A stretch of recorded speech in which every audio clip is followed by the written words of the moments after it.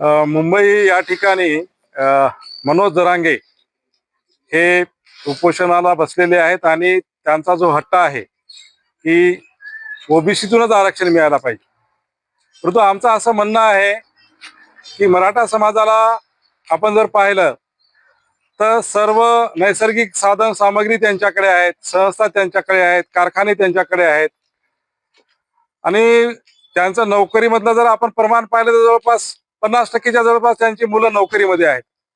असं असतानाही ओबीसीतूनच आरक्षण का? कारण का त्यांच्याकडे SC-BC आहे, त्याच्यानंतर EWS आहे.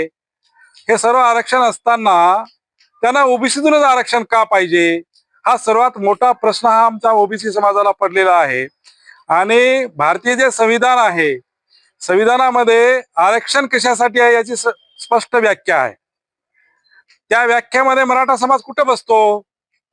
म्हणजे झुंडशाहीच्या जोरावर आणि संख्येच्या बळावर संविधानाला डावलून जर मनोज जरांगे ओबीसीतून जर आरक्षण मागत असेल आणि शासन पण तशा प्रकारचा जर विचार करत असेल तर सकल ओबीसी समाज हा त्यांचा जो मनसुबा आहे तो हाणून पाडल्याशिवाय राहणार नाही.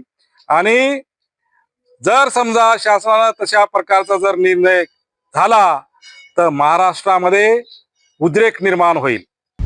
आता isakal.com आहे देशातील नंबर 1 ची मराठी न्यूज वेबसाईट. प्रत्येक अपडेटसाठी isakal.com ला नक्की भेट द्या.